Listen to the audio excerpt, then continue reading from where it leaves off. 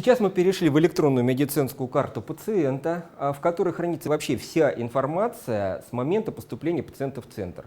То есть, если у нас пациент в одних руках наблюдался на амбулаторном этапе, мы можем посмотреть его амбулаторную карту. Если у пациента были эпизоды лечения в дневном стационаре, в круглосуточном стационаре, мы можем зайти и посмотреть.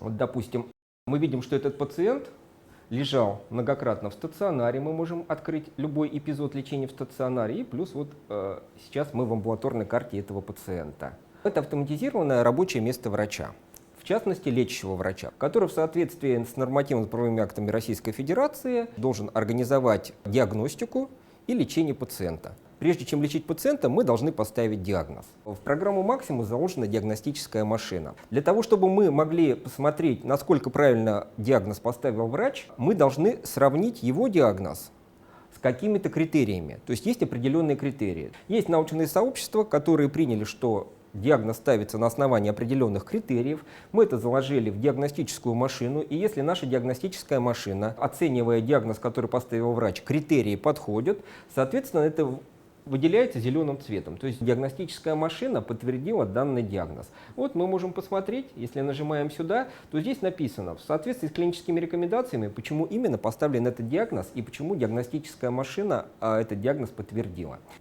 Врач обязан назначить лечение в соответствии со стандартом медицинской помощи. А стандарт медицинской помощи подбирается под конкретный диагноз. Поэтому диагностика очень важна. Вот дальше мы можем перейти в более подробную диагностику по конкретному пациенту и посмотреть. Ну, вот, допустим, пациент у нас находится на гемодиализе, основной диагноз у него, почему он получает программный гемодиализ, хроническая болезнь почек.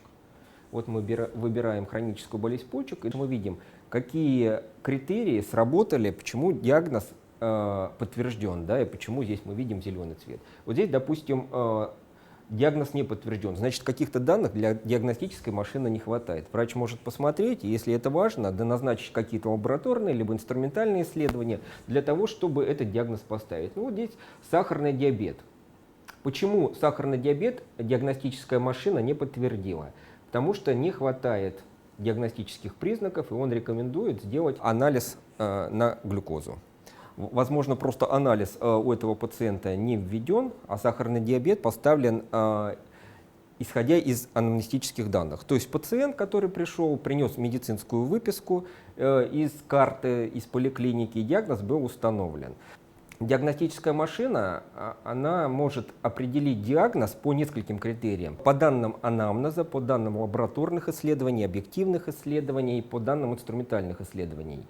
Ну и на основании осмотра, который врач проведет, и какие-то симптомы дополнительно туда включит. Но, как правило, научное сообщество, которое рекомендует выставлять диагноз по определенным критериям, там в основном все на инструментальных и лабораторных данных. Вот здесь вот не хватает анализа крови. Если мы внесем анализ крови, уровень сахара будет повышен, соответственно, в соответствии с клиническими рекомендациями по сахарному диабету, диагностическая машина этот диагноз может подтвердить. А в настоящий момент наши врачи, которые работают в наших лечебных учреждениях, ну вообще я имею в виду в стране, в России, они обязаны пользоваться стандартами, порядками, клиническими рекомендациями. Их сейчас очень много, и, конечно, врачу очень тяжело удержать в голове все эти стандарты, порядки, клинические рекомендации.